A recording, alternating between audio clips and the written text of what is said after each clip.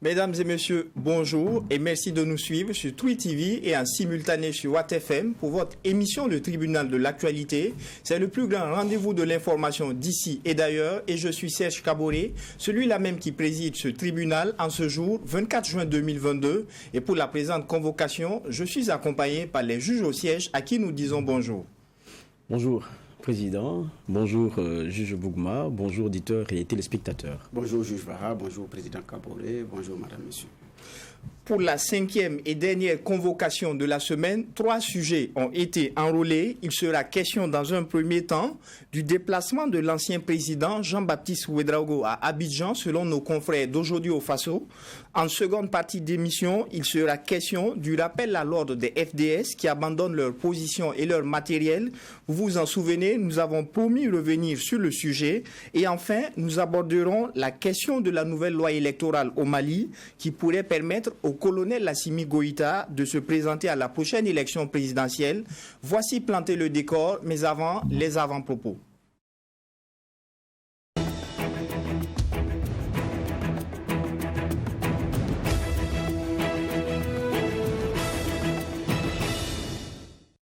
Juge Bougma, qu'est-ce qui retient votre attention pour la présente convocation? Merci Président. Ce qui retient notre attention, c'est sport, football féminin. Nous avons vu le spectacle pas du tout reluisant des étalons dames qui ont fait du bruit pour que la prime puisse être revue. Donc je pense que c'est très interpellateur de ce que nous voulons, de ce que nous vivons, où on a besoin du football féminin avec tout ce qui va avec, où on n'en a pas besoin et puis on passe à autre chose. Tout travail mérite un salaire. Elles ont porté haut le flambeau. On ne les a même pas suffisamment célébrées de mon point de vue. Et puis, tac, même pour les primes, il faut qu'elles bandent encore des muscles ou bien les mollets, je ne sais pas moi, pour que les lignes bougent. Non, c'est injuste. C'est la même fédération qui gère les différentes, comment on appelle ça, les différentes entités, étalons seniors, juniors. Voilà, les U17 sont en train de faire un très bon... comme on appelle ça, ils sont en train de nous livrer un spectacle qui plaît, nous sommes très fiers. Les étalons dames également ont joué leur partition. Mais pourquoi est-ce que arriver à la question des primes, c'est la misère, c'est comme ça. C'est aussi cette inéquitable répartition, c'est-à-dire l'inéquitable traitement des Burkinabés, le traitement injuste également de certaines entités au niveau du Burkina qui crée beaucoup d'autres problèmes. On ne devrait même pas être là. À ce niveau-là, on ne devrait pas être là. Et donc, on devait être à une autre étape de comment est-ce qu'on prépare la suite. On n'est pas en train d'abord de se bagarrer et n'ont pas besoin de crier au fouet pour qu'on révalue. Non, quand même. Voilà. Donc, on met suffisamment de moyens pour le football masculin et tout, mais les autres entités, je dis bien, sont négligées. Regardez les autres sports. Bon, on parle du football sport roi, c'est vrai, ça déchaîne les passions, c'est beaucoup d'annoncer, on est d'accord. Mais pour des Burkinabés qui ont atteint ce niveau de réalisation, je pense quand même qu'il y a un minimum de reconnaissance qui devrait aller au-delà de ce que nous avons vu. Donc si elles doivent crier encore pour qu'on puisse dire, bon, écoutez, d'accord, on va augmenter, tenez, il y a un goût de cette victoire-là qui part. Et en même temps, on peut se poser la question pour l'avenir. D'un point de vue moral, d'un point de vue motivation, d'un point de vue conviction, par rapport à pouvoir défendre les couleurs nationales, beaucoup vont se poser des questions. Donc effectivement, vivement, plus jamais ça dans notre football. Et c'est mieux que les choses soient claires dès le départ. Et la Fédération burkinabé de football est la fédération de toutes les entités du football burkinabé. Ce n'est pas que le football masculin senior. Alors, juge Vaha, qu'est-ce qui retient votre attention ce matin? Merci Président. Ce qui retient mon attention, c'est ce qui se passe en RDC. On vient d'avoir la nouvelle, c'est que Vital Kamerhe a été acquitté. Et il faut rappeler qu'il était le directeur de cabinet de Tshisekedi, celui avec qui, en tout cas, ils ont fait front commun pour la présidence. Et il était inquiété pour une affaire de détournement. On parle de 60 millions de dollars. Donc c'est vraiment énorme. Et il n'y avait pas que lui qui était donc désigné dans cette affaire. Il y avait aussi un homme d'affaires libanais. Et les deux en définitive, sont acquittés parce qu'il n'y aurait pas assez de preuves. Il faut rappeler qu'il y avait quand même un peu longtemps, il bénéficiait déjà d'une liberté provisoire, comme on connaît sous nos cieux, parce que son état de santé indiquait que ça allait être intéressant pour lui qu'il sorte. Et voilà que, bon, pour beaucoup de Congolais qui se disaient, bon, au moins une fois, il y a la leçon qui a été donnée, c'est un genre de désillusion. Mais s'il n'y a pas de preuves en tant que tel, il y a beaucoup de suspicions parce qu'il était ressorti que pour ce qui est de l'entourage de Vital Kamerhe, même dans sa famille, certains se sont enrichis de façon d'abord, comment dire cela, très rapide et de façon surprenante. Donc, ça faisait qu'on se posait beaucoup de questions. Mais bon, les éléments probants n'ont pas pu être apportés selon les décisions prises en cassation. C'est des choses que les Congolais seront obligés de respecter, mais en même temps, ils se demandent où sont partis les 60 millions de dollars qui est l'argent du contribuable. Et c'est ça souvent qui est le problème. Lorsqu'on parle des deniers publics et lorsqu'on parle de la gestion des choses de l'État, il était quand même à la tête du programme d'urgence du chef de l'État. Donc c'est quand même bizarre que 60 millions de dollars disparaissent comme ça et qu'il n'y ait pas de responsable. C'est à se poser beaucoup de questions. Maintenant, il y a les calculs, c'est forcé parce que l'homme, il était le soutien de Tshisekedi. C'est sûr que Tshisekedi joue la carte encore de la réélection bientôt. Est-ce que c'est quelqu'un qui pourra compter lorsqu'on sait que Kamerhe est quelqu'un qui a vraiment une bonne base? Et on attend de voir si c'est vraiment un calcul pur et simple politicien. Bon, mais la justice, en tout cas, elle a tranché et les Congolais ne font que regarder. D'accord. Alors, on le disait en début d'émission, l'ancien président Jean-Baptiste Ouédraogo s'est envolé pour Abidjan 48 heures après la rencontre entre le président d'Amiba et l'ancien chef de l'État Roch Kaboré. C'est grâce à nos confrères d'Aujourd'hui au Faso qu'on a cette information. Il devrait y rencontrer l'ancien chef de l'État également, Blaise Compaoré. Quel est votre regard sur ce déplacement, juge Bougman? Oui, c'est ce que j'avais dit. J'avais dit qu'il y a quelque chose qu'on cache au Burkinabé. J'avais également dit qu'on n'avait pas besoin de tout ce cirque-là, on n'a pas besoin de toute cette mise en scène pour faire ce qu'on veut. Et le régime, le gouvernement actuel voudrait rencontrer le président Blaise Compaoré, qu'il peut le faire à sa guise et mettre, comment on appelle ça, les moyens pour le faire, et mettre la forme pour le faire. On a un ministre en charge des questions de réconciliation, Yero Boli, qui plus a été ministre du président Blaise Compaoré. La dernière occupation d'ailleurs, il était ambassadeur. Donc ça a été quand même l'un des proches collaborateurs de Blaise Compaoré. Les gens le disaient d'ailleurs que c'est le fidèle civil ou le civil fidèle de Blaise Compaoré. Au milieu des militaires, il y en a qui pensaient d'ailleurs que Yero Boli n'était pas énarque, mais c'était un militaire. Mais c'est un énarque bon teint, bien trempé. C'est un administrateur civil d'abord. Donc, il y a cette longue collaboration qu'il a eue avec Blaise Compaoré dans le pouvoir MPP, quand Zéphirin Diabré, qui a été aussi ministre sous Blaise Compaoré, il s'est rendu à Abidjan, il a rencontré, bon, la suite, on la connaît, les choses sont passées à une autre étape. Et donc ici, JBO remis en selle pour pouvoir aller préparer le terrain pour que Yero Boli arrive, ou bien la délégation, tout lui a été officiellement délégué. C'est ce que les Burkinabés ont effectivement besoin de savoir. Donc une rencontre qui a eu lieu et le lendemain, pour ne pas dire le même jour, quelqu'un prend le vol pour Abidjan. Je dis bien, on n'avait vraiment pas besoin de cette mise en scène. Surtout que les anciens présidents qui sont sur place, il y a un qui manque à l'appel. Donc est-ce que c'était pour aller demander l'avis du président Kaboré? C'est possible, dès lors qu'il est chez lui et il ne peut pas bouger.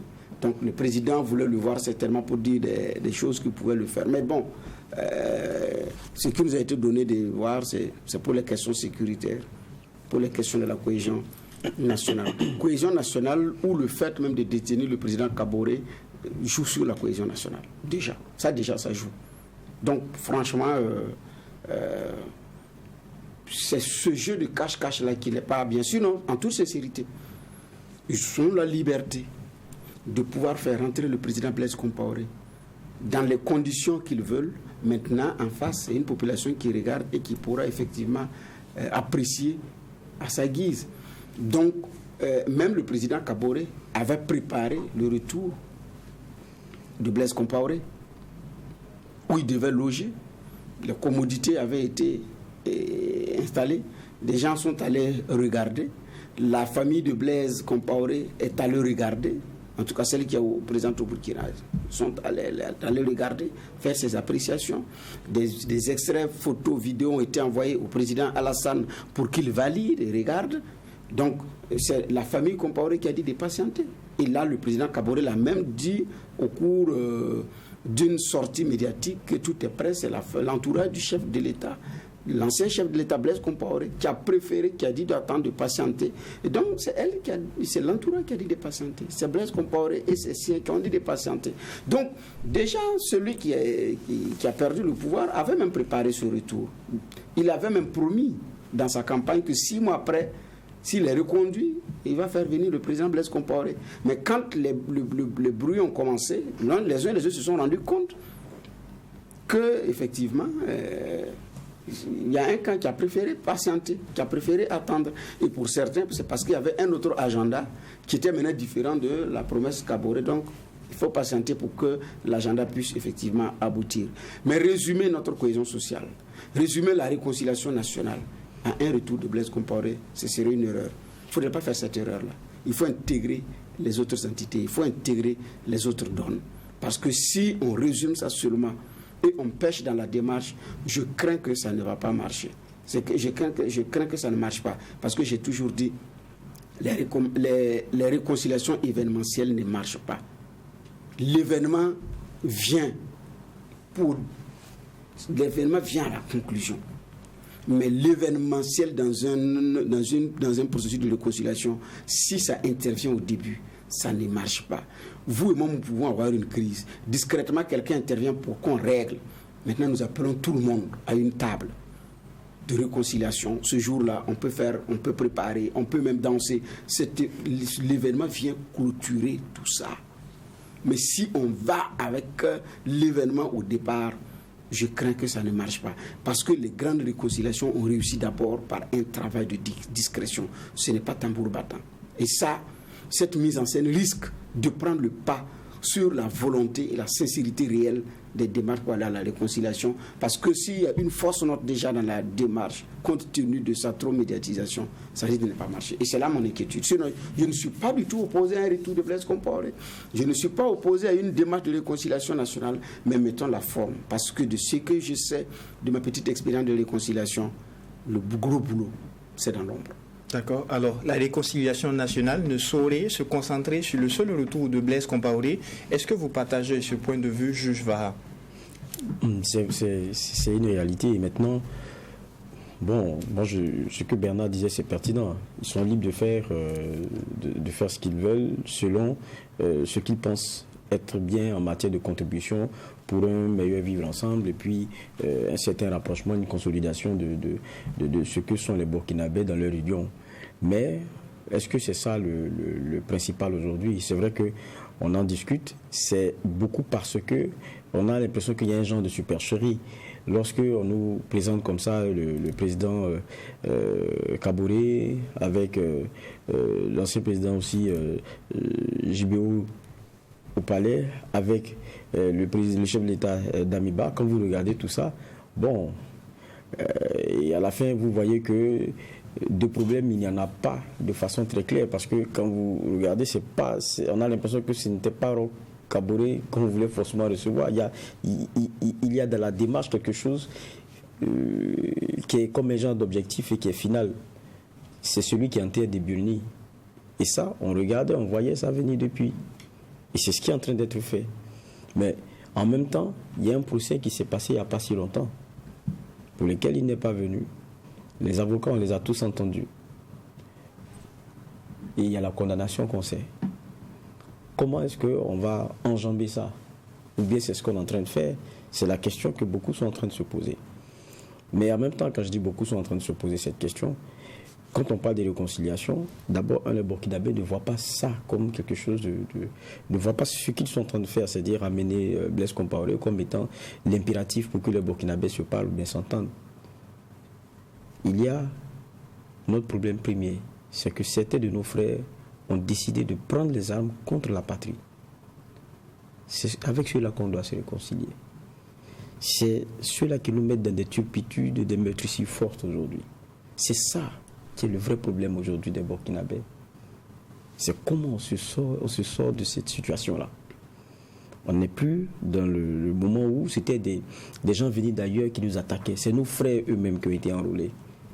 C'est eux qui tuent leurs frères, c'est eux qui tuent leur père, leur mère. C'est de ça qu'il s'agit aujourd'hui.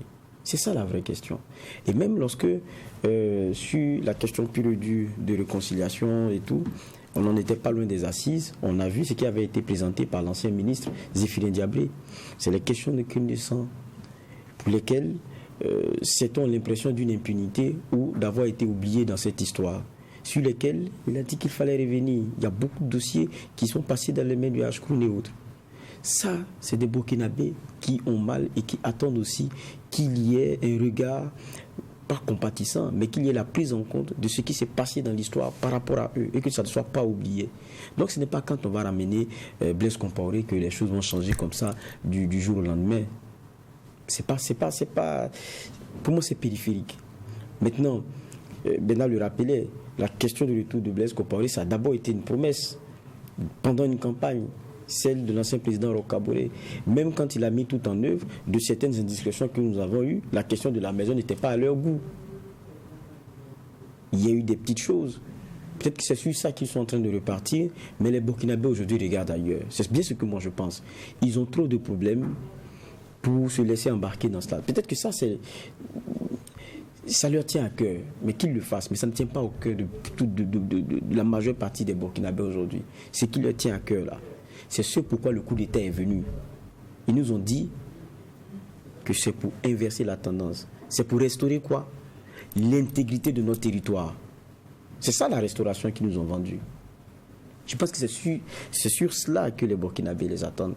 C'est l'espoir qu'ils ont nourri au début. C'est ça que les Burkinabés attendent.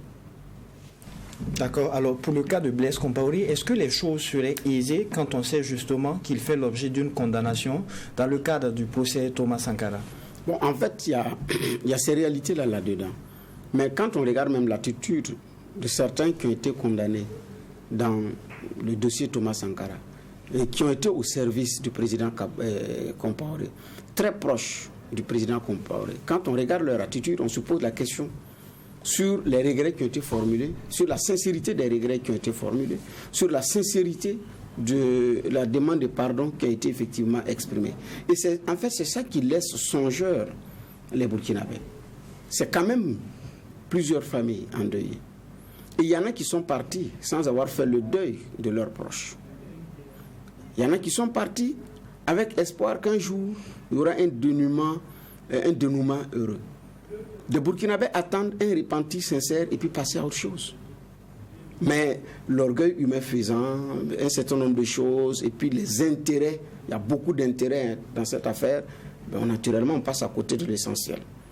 Alors que je dis bien, les démarches de réconciliation, c'est beaucoup plus dans la discrétion que ça se passe. Quand l'ancien président Luc Adolphe Thiaw voulait revenir au Burkina, mais c'est dans la discrétion. Et il connaît quel levier activer, et c'est ce qu'il a fait. Et il est rentré. Et la suite, on la connaît. Mais voilà, monsieur, qui effectivement, à un moment donné, il se balade. Il part, il suit sa messe, il crée un parti politique. Aujourd'hui, il siège à l'ALT, et puis il continue. Les autres qui sont restés, Bognessan Arsène Yé, qu'on appelait le ministre de l'article 37, et était député. C'est parce que son mandat a été écourté avec le coup d'État du MPSR. Salif Lamoussa Kaboré avait un dossier devant la Sonabel, et comment on appelle ça, devant la justice, par rapport à sa gestion au niveau de la Sonabel. C'est depuis, il n'était pas là. Ses avocats étaient au procès, ils sont passés à autre chose. Je pense que c'est un non-lieu qui a été prononcé, c'est fini, c'est passé à autre chose, c'est terminé, mais il n'était même pas là. Donc, il y a ces questions-là. Effectivement, il y a ce dossier judiciaire, Thomas Sankara, qui implique Blaise Compaoré, mais subitement, Blaise est ivoirien. Il ne peut pas venir répondre. La Côte d'Ivoire n'extrade pas ses compatriotes, nous dit-on. Mais quand il s'agit de préparer le retour de l'ancien président, il n'est plus un homme à extrader, il rejoint son pays. Finalement, il est de quelle nationalité? La nationalité l'arrange quand c'est les dossiers judiciaires, celle ivoirienne. Mais celle burkinabé l'arrange quand il lui faut rentrer en triomphe. Là, on dit c'est quand même un ancien président. Il ne doit pas rentrer avec voilà. Et puis tel domaine, c'est pas à sa hauteur. Tel ci n'est pas à sa hauteur. C'est quand même un ancien président. Il a quand même dirigé le pays il y a 27 ans. Et puis bon, pendant son régime, le pays était stable. Il y a le projet Zaka, il y a les échangeurs, il y a Ouaga 2000. On cite ses hauts faits de guerre. Et on veut qu'il rentre en héros, en triomphe, le poing levé, et puis saluant les Burkinabés avec un signe honneur. Mais quand il s'agit d'un dossier judiciaire, comment par enchantement, on oublie tout ça. On ne peut plus l'extrader. Et puis, il ne faut même pas rêver. Il ne viendra pas répondre à la justice parce que la Côte d'Ivoire n'extrade pas ses compatriotes. Mais finalement, je pense que pour le soldat, pour le parachutiste commando Blaise Compaoré, c'est de faire un choix digne et assumé. Où je reste ivoirien. J'ai une nouvelle nationalité. Je préfère rester ivoirien. Je ne rentre plus au Burkina. Je ne me préoccupe plus de ça. Ou il est burkinabé avec ce qui va avec également. C'est ça. D'un point de vue, c'est qu'il faut avoir le courage d'assumer. Et puis on passe à autre chose. Sinon, les burkinabés, c'est ça le problème. Parce qu'il y a un jeu trouble. Tantôt il est de telle nationalité, tantôt il est de telle nationalité. Les jeunes qui regardent vont dire quoi? Ces gens-là nous dribblent. Ces gens nous feintent. Il peut avoir les deux nationalités. Personne ne nie ça. Mais ça dit qu'ici, ce qui est fait, l'autre nationalité est utilisée pour se dérober et refuser de répondre de ce qui vous est reproché. Et l'autre est utilisé pour pouvoir bénéficier aussi des bonnes grâces d'un pays qu'on a géré pendant 27 ans. Et on est arrivé dans des conditions où on a été bénéficiaire direct d'un coup d'État. Qu'on soit commanditaire ou pas, on a été le bénéficiaire direct. Collaborateur direct. Ministre de la Justice numéro 2. Donc il y a quand même à s'interroger et des questions à lui poser. Donc ça dit qu'il y a ces questions-là qui sont des questions pour moi qui sont essentielles. Mais comment on règle ça? Sur le plan politique, il y avait un programme. Lors d'une sortie, M. Diabré a révélé que le programme c'était que le procès Thomas Sankara commence en juin ou juillet pour prendre fin autour du mois de décembre. Les assises devant avoir lieu en janvier. Et donc, ou bien en janvier. Et donc, à partir des assises, on dit, bon, voilà également le verdict du dossier Thomas Sankara, voici les autres dossiers, comment on fait au niveau des assises, la conduite à tenir va être choisie et le politique enclenche son processus. C'était le plan. Et finalement, le procès n'a pas pu démarrer comme prévu par le calcul du politique. Et donc, ça a démarré pas dans les dates prévues. Et la suite, on la connaît.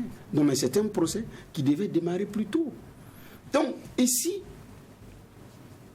je dis bien là, qu'est-ce qu'on fait? Donc, je pense que tout ce branle-bas, c'est bon. Mais c'est pourquoi j'ai dit, il faut une sincérité de la démarche. Mais je ne crois pas aux réconciliations manipulées. On a déjà eu un cas de réconciliation manipulée. Au stade. Les leaders religieux, les têtes couronnées pour qui les Burkinabés avaient du respect ou ont du respect sont allés jouer leur image, jouer leur crédibilité parce qu'ils croyaient qu'il s'agissait de défendre un pays comme le Burkina. Il s'agissait de recoller des morceaux. Il y en a qui sont allés avec toute la sincérité requise, se disant que ça va aller. Le politique les a manipulés. Il y a eu des petits arrangements. Même les colombes qu'on a lancées, il y en a qui ont refusé de décoller, qui sont revenus sur les épaules de ceux qui les ont lancés. Certains sont revenus sur les gazons. Certains sont revenus sur les gazons. Ça veut dire quoi? La nature, elle est juste. Elle ne triche pas. L'oiseau dit, écoutez-vous là, je ne suis pas dans votre mascarade, je ne m'en vais pas, je reviens. Ce que vous avez lancé, vous allez le recevoir. L'histoire a donné raison, même aux oiseaux qui étaient au stade. Est-ce que nous allons continuer de faire une réconciliation arrangée, une réconciliation maquillée? Ça ne pourra pas tenir. Donc il faut de la sincérité, de la démarche. C'est pourquoi j'ai dit, je ne crois pas aux réconciliations spectacles. J'insiste là-dessus. Les réconciliations événementielles, en général, ça ne marche pas. L'événement vient pour que tout le monde danse dans la joie, avec des larmes de joie, mais pas dans ces conditions, parce que je ne crois pas trop à ça. D'accord. Alors justement, Blaise Compaoré n'est pas le seul hors de nos frontières en tant que chef d'État. Il y a également le cas de Yacouba Isaac Zida. Est-ce qu'il faudrait compter sur lui également dans l'échiquier? Dans tous les cas, c'est que si la logique c'est de réconcilier et que le symbole, c'est de ramener tous ceux qui sont dehors et que parmi ceux qui sont dehors, les plus emblématiques soient les présidents. Bon, c'est clair qu'il faut boucler la boucle. Mais je dis, même la dernière rencontre à Koussiam nous a donné entre les lignes, pour moi, quelle est la destination finale. Je suis désolé, ce n'est pas Yacouba Isaac Zida. C'est pas lui. Regardez, ce qui nous a été présenté, je le rappelle encore par le service de communication de la présidence, c'est qu'ils sont venus discuter de problèmes sécuritaires, comment mener la transition et autres points. J'ai dit problème sécuritaire, le président d'Amiba est bien placé, puisque c'est le reproche qu'il a fait à l'ancien président Roch Kaboré. Donc ce n'est pas vers lui qu'il viendra prendre des conseils. Mener la transition, le président Roch Kaboré n'a pas mené de transition. Il y a quelqu'un qui en a mené une transition. On peut dire ce qu'on veut, mais ça a été mené et tenu jusqu'à son terme. On n'a pas eu assez de problèmes comme ailleurs où on parle aujourd'hui de sanctions et tout. Il est là. Il n'était pas là-bas. Michel Kafando. Oui, il est là, mais il n'était pas là-bas. Donc, entre les lignes, comprenons que le destinataire final de tout ça, c'est Blaise Compaoré. Roch Kaboré, l'ancien président, lui, il a été clair. Il en a fait un point dans sa campagne. C'était honnête et il a dit, je le ferai rentrer. Aujourd'hui, ce à quoi on assiste, bon, on nous dit, bon, c'est au nom de la réconciliation, mais en temps, beaucoup doit couler sous le pont. Il y a quelqu'un qui est condamné. Et au nom de la réconciliation, oui, mais qu'est-ce que vous faites de ce qui lui est reproché et les parents de ces victimes-là? Ça aussi, c'est des choses à prendre en compte et à mettre dans la balance. Comme l'ancien président, le président plutôt d'Amiba a dit lui-même à Bobo Dioulasso que c'est aux victimes et parents de victimes de trouver le moyen de trouver la ressource dans leur tréfonds de pardonner. Je pense que c'est ce qui leur reste à eux. D'accord. Alors, nous passons à présent au deuxième sujet enrôlé pour la présente convocation. L'armée burkinabé, à travers un communiqué du commandement des opérations du théâtre national, entend sanctionner ces éléments qui abandonnent leur position et matériel. Qu'est-ce qui pourrait expliquer de tels agissements, juge Bena? Bon, je pense que c'est lié à la discipline militaire, au règlement et aux conditions pour être enrôlé dans l'armée. Donc sur les théâtres des opérations, sur les théâtres des combats, il y a même toujours une discipline et un règlement qui s'impose aux soldats. Et d'ailleurs, lors de leur passage à la RTB, les 4 qui y étaient ont tenu à rappeler qu'effectivement, ça ne doit pas se faire sans certaines conditions. La précision a été donnée, c'est ceux qui abandonnent sans avoir épuisé leurs moyens de défense. Donc il y a même une condition qui est donnée. Vous pouvez battre en retraite, mais il y a des conditions qui ont été données. Bon. Alors que dans le même temps, le terme repli stratégique fait partie aussi du langage militaire. C'est-à-dire à un moment donné, quand vous évaluez la force de l'ennemi, vous battez en retraite pour réorganiser et puis revenir. Vous mettre à l'abri et puis revenir et puis bon, se réorganiser autrement. Donc, ce que certains appellent repli stratégique et tout et tout. Mais ici, ce qui a été donné de savoir, c'est que ce n'est pas beaucoup plus une question de repli stratégique qu'il s'agit, mais c'est de tenir jusqu'à la dernière goutte de sang et épuiser ses moyens de défense et ou de combat. Je pense que c'est ce qu'ils sont en train de rappeler. J'ai dit c'est un rappel parce que le soldat le sait. Mais si on en arrive là à tel enseigne qu'on vient en parler au niveau de la télévision nationale, c'est que quand même c'est sérieux, ça prend de l'ampleur. Et puis, ça ne facilite pas un certain nombre de choses. Donc ça, il faut également reconnaître qu'il y a beaucoup, à plusieurs reprises, on entend qu'après l'attaque, il y en a qui sont portés disparus, ben après ils sont retrouvés. Bon, donc, apparemment, c'est lié à ces questions de repli stratégique. Mais en même temps, bon, je ne suis pas soldat, mais comment on évalue la force de l'ennemi? C'est d'abord la quantité des hommes qui sont au combat, c'est le nombre des assaillants et aussi leur puissance de feu. Donc, vous évaluez qu'en fonction du nombre de ceux qui, en fonction du nombre qui arrivent, et vous regardez votre effectif, vous regardez votre puissance de feu, vous dites que ça il faut battre en retraite pour se réorganiser parce que ce n'est pas aussi évident. Donc, je pense que c'est aussi cela. Parce que la dernière attaque à Seitenga, donc le détachement de Seitenga, il y a ces vocaux-là qui ont circulé où on attendait des soldats qui couraient, qui disent attaque à Seitenga, on veut du renfort, envoyer des dispositifs aériens. Quelques secondes, on a entendu. Et qui donnent même une idée du nombre de gendarmes au niveau du détachement. Et qui donnent également une idée du nombre de combattants des groupes armés qui sont en train d'arriver. Non, parce qu'ils n'étaient même pas encore arrivés, l'attaque a commencé. Parce qu'on entendait même les tirs dans le vocal en question. Donc, dans ces conditions, bon, il y a 11 qui y sont restés. Alors, dans ces conditions, est-ce qu'il a fui les combats? Est-ce qu'il a opéré un repli stratégique? Est-ce que les moyens mis à sa disposition lui permettaient de tenir? Et donc, est-ce que ce n'est pas avoir évalué tout ça que le soldat s'est retiré? Donc, je pense que c'est ça. Et donc, quand c'est comme ça, pour pouvoir maintenir le soldat sur ses positions, je pense aussi que le minimum lui soit servi. Parce qu'il y en a qui disent qu'ils ont appelé l'hélico, on dit qu'il n'y avait pas d'hélico disponible. Ici, on attendait en son temps le ministre de la Défense qui a même dit que l'hélico n'intervient pas la nuit quand il y a eu l'attaque au niveau de Solhan.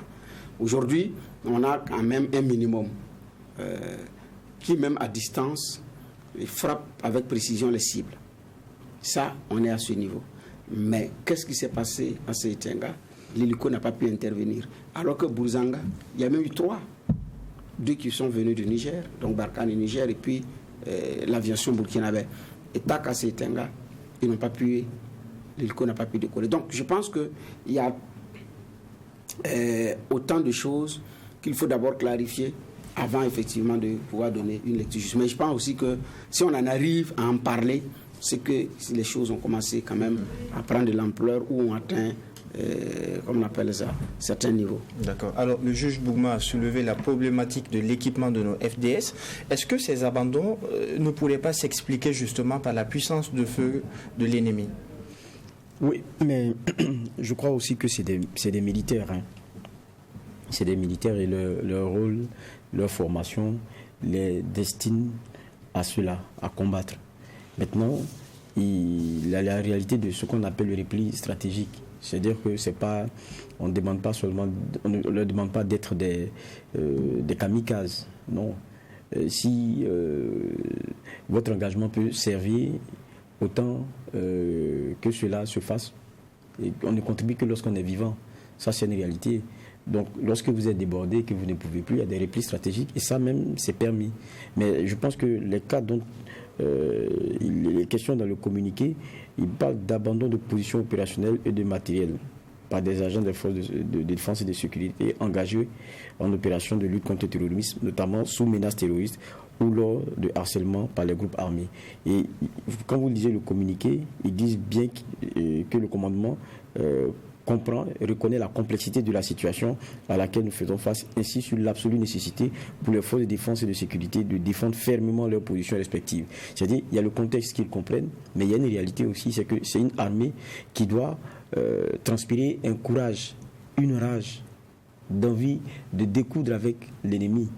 Pas une armée qui a comment dire cela, et qui a la réputation fuyarde. Et ça, ce n'est pas bon. Même pour les autres éléments courageux qui sont à l'intérieur, c'est démotivant. Donc c'est normal que cela soit dit. Mais moi, mon problème même, c'est pas que on tente de régler cette situation, mais que ce soit comme ça, on est en guerre. Il y a une communication qui va avec. Et on nous dit sur la chaîne nationale que dans nos rangs, de plus en plus, on entend parler de militaires qui fuient, de fuyards, qui abandonnent leur arme et leur position à l'ennemi et qui s'en vont. Je me pose la question, mais qu'est-ce qu'on veut? Eux, regardez leurs vidéos. Quand ils balancent une véritable propagande, ils montrent leur puissance de feu. Même quand, sur le théâtre des opérations, lorsque certains de leurs tombent, tous ceux qu'on retrouvera comme cadavres, c'est ceux qui n'ont pas pu emmener. Ils ne les laissent même pas là. Parce qu'ils ne veulent pas donner le visage de la défaite, aucunement, ou du genou flanché, pas possible. Ils nous font croire dans leurs vidéos qu'ils transpirent toute la hargne, tout le courage et toute la détermination. Mais nous, On ne va pas venir sur un plateau de télé sur notre chaîne nationale pour nous dire que bon, il y a beaucoup qui fuient parmi nous, ça va s'arrêter, on a donné des ordres pour que... Ah non. J'ai regardé, moi je me suis dit, mais il y a un problème. Et quand je lis le communiqué, j'ai dit, il y a un problème. Parce que le message n'est pas bon. Le message pour moi n'est pas bon. Il y a une guerre de communication, il faut prendre cela en compte. Et aujourd'hui, ce qu'on retient aussi, c'est que bon, on a une armée aussi dans les rangs, il y a des gens qui ne tiennent pas. Est-ce qu'on avait besoin de le mettre comme ça sur la place publique? C'est la question que je me pose aujourd'hui. Est-ce que ce n'est pas contre-productif pour nous? Ça, c'est une question que je me pose. D'accord. Alors, il n'y a pas que ceux-là qui abandonnent leur matériel et leur position. Selon le communiqué, il y a ceux-là également qui se rendent coupables de comportements contraires aux idéaux qui sous-tendent l'esprit de la lutte contre l'extrémisme violent. Que doit-on comprendre à travers cela? Bon, en tout cas, c'est vraiment voilé. Je pense que peut-être ça renvoie aux complices supposés et ou avérés, parce qu'il y en a qui en parlent, de probables complices dans les rangs des populations et aussi des FDS. Les populations, bon, la complicité elle est même très grande. Donc, dans la chaîne d'information, dans la chaîne de livraison, de tout ce qui est logistique, il y a beaucoup de complices dans, comment on appelle ça, dans le dispositif. Et il y en a beaucoup. Maintenant, dans les rangs des FDS, on en a parfois entendu, après l'attaque de l'état-major général des armées, des noms de certains officiers supérieurs avaient été sortis, à tort ou à raison. C'est toujours utile qu'on n'en a plus entendu parler. Tout porteur doit croire également peut-être que c'était pour détourner l'opinion. Mais il y a des coups qui sont réussis et les uns et les autres se posent la question de savoir qui a pu donner l'information pour que tel ou tel coup réussisse. Donc de la complicité au sein des forces de défense et de sécurité, je pense aussi que cela fait partie des sujets tabous dans cette guerre-là. Donc on parle plus de la complicité des populations civiles, mais il y a certaines FDS au niveau des zones où le combat fait rage qui donnent des indices qu'il doit y avoir des complices à l'intérieur de notre armée pour X ou pour Y raison. Donc de ce point de vue-là, rappeler que c'est contraire effectivement aux idéaux et tout. Ah oui, parce que vous pouvez être poursuivi pour haute trahison. Ça, c'est clair. Donc, je pense que le dire, c'est aussi accepter de dire au Burkinabé ce qui ne va pas, pour qu'ensemble, on puisse regarder. Donc, c'est plus des sujets pour ceux qui abandonnent les positions ou ceux qui collaborent ou qui entretiennent de la complicité avec les terroristes. Ça ne doit plus être des sujets tabous. C'est même mieux d'en parler et de savoir faire face. Ça permet de faciliter même le renseignement, parce qu'il y a des populations qui peuvent soupçonner certaines FDS avec ou sans suffisamment de preuves, mais qui peuvent donner des indices pour pouvoir poursuivre des enquêtes. Alors, comportement contraire aux idéaux de l'esprit qui sous-tendent la lutte, est-ce qu'il ne s'agirait pas là également d'une manière de reconnaître qu'il y a parfois des dérives au sein de nos FDS? Je crois que c'est beaucoup plus ce qui est abordé dans ce communiqué-là.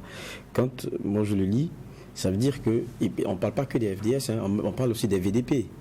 On parle de FDS et VDP.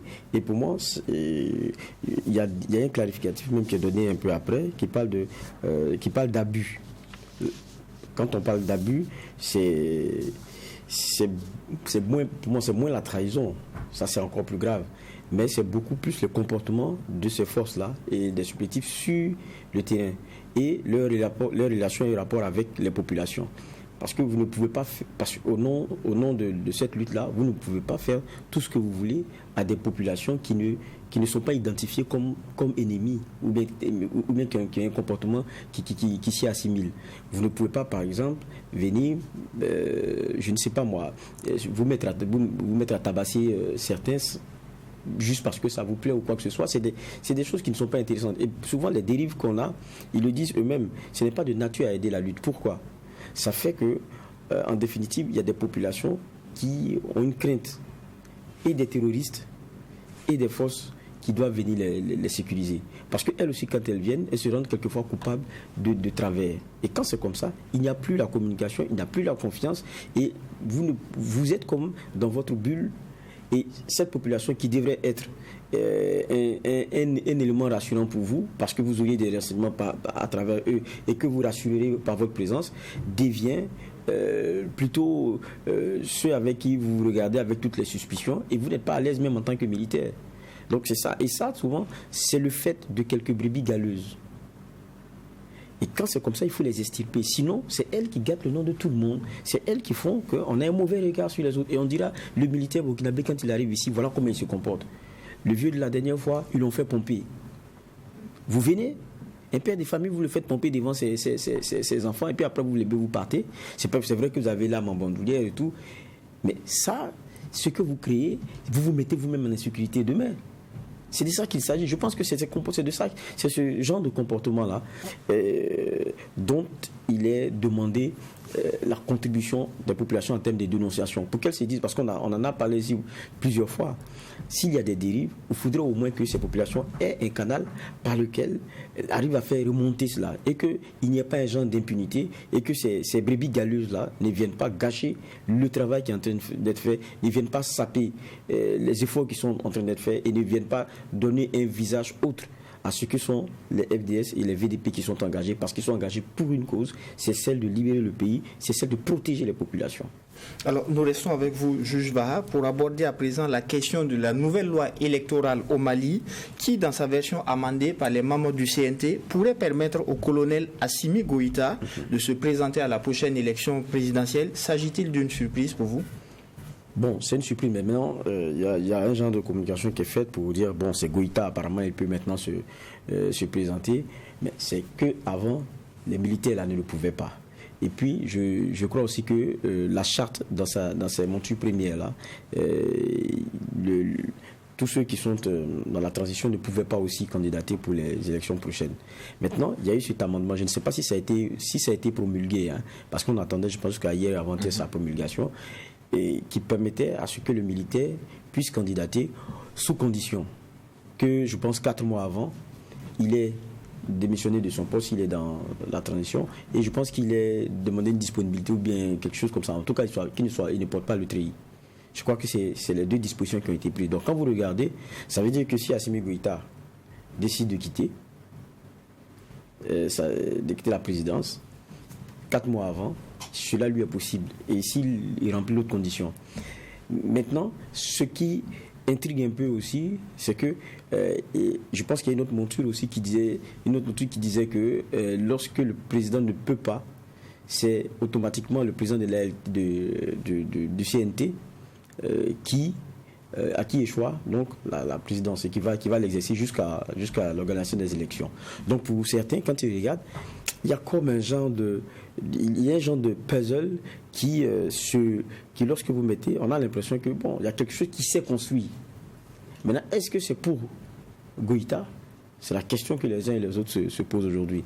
Parce que s'il n'est pas là, ça a été balisé. Et c'est maintenant possible qu'il puisse y penser. Donc du coup, il y a beaucoup de questions qui se posent. Mais je me demande, est-ce que Goïta peut laisser ce pouvoir-là même 4 mois avant une élection? Ça, c'est la grande question que je me pose. Ou bien, vous savez, Poutine a donné beaucoup d'enseignements. Hein. Il avait son Dimitri Medvedev. Et après, il est revenu. Pour dire que si vous avez votre homme, vous pouvez organiser les choses. Et très souvent, ça c'est l'apanage de partout. Hein. Même les politiciens bontins pur et durs, qui ne sont pas armés ou quoi, c'est la même chose. Même quand vous savez que vous ne pouvez plus, au regard des textes, candidater et donc être dans la course, vous y mettez quelqu'un en qui vous avez confiance. Le militaire, très souvent, il a confiance au militaire. Donc, peut-être que le regard est tourné vers Goïta, mais peut-être qu'on se trompe. C'est plutôt quelqu'un qui va positionner. Alors, la prochaine échéance électorale au Mali était censée marquer la fin de la transition, mais avec cette possibilité offerte aux militaires d'être candidats, est-ce que ce n'est pas un paradoxe, juge Bougman? Il n'y a pas de paradoxe parce qu'il y a un délai de 24 mois que le Mali a avancé. La CEDEAO ne semble pas être d'accord. Et ce qui est à craindre, c'est l'élargissement maintenant du camp de ceux qui ne vont pas apprécier cette façon de faire des militaires maliens. Parce que c'est clair que soit ça va être Goïta, Kokala Maïga, ou bien d'autres personnalités du régime de la transition. Et ça peut être, en tout cas, l'une de ces figures-là qui va faire acte de candidature, et cela pourrait cristalliser les passions jusque même dans les rangs des organisations de la société civile. Je pense que c'est dans cette situation que nous sommes. Et donc, il y a un risque que ça joue sur le climat de confiance entre Goïta et les Maliens. Ce risque, il est très élevé, à condition que. Donc, ça, mais sur le plan éthique, ça manque également de saveur. Parce que Goïta avait fait croire qu'il n'était pas intéressé. Et beaucoup avaient vu un Goïta intéressé, à tort ou à raison. Mais cette modification, certainement que monsieur tient à y rester ou à placer un de ces hommes. Mais humainement, il ne faut pas nous leurrer. Nous ne nous leurrons pas.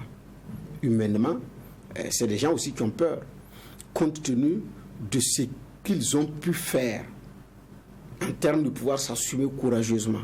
La première étape, après avoir débarqué Ibeka, la première difficulté, c'était de pouvoir écarter Bandao et son premier ministre, Wan.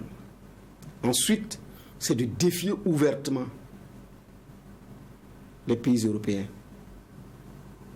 Danemark. Avec les Danois, on se rappelle que les Maliens ont refoulé un contingent des hommes. Avec la France, les accords de défense ont été suspendus. Avec le G5 Sahel, le Mali a claqué bruyamment la porte avant aussi de retirer ses hommes dans comment on appelle ça, dans la troupe du G5 Sahel, la force du G5 Sahel. Et vis-à-vis de plusieurs pays comme le Niger, le climat aussi, il est tendu. Et les propos de Bazoum et de son ministre des Affaires étrangères n'avaient pas plu à Bamako, qui l'avait fait savoir par un écrit officiel. Une plainte déposée contre Jean-Yves Le Drian, qui avait été présenté à un moment donné comme le ministre de l'Afrique. Super. Jean-Yves Le Drian et son fils, pour ses actions troubles également au niveau du Mali. Donc pour le Breton, c'est un courage de trop. Pour le Breton, c'est un défi de trop. Parce que du haut de sa grandeur, de son piédestal, il n'en avait pas rêvé. Le coq gaulois n'avait pas rêvé. Se plier au déshydratat d'un poussin. Ah non. Mais ici, ça a été fait. Donc pour avoir fait tout ça, comment est-ce que vous faites après le pouvoir? Il y a aussi la consolidation des acquis qui ont été obtenus avec la coopération avec la Russie, l'ouverture à d'autres pays. Comment est-ce que vous conservez cela? Si vous, Maliens, ces leaders maliens estiment que ce qu'ils sont en train de faire, c'est bien. C'est bien pour le Mali. Ça permettra au Mali de prendre son envol. Ça permettra au Mali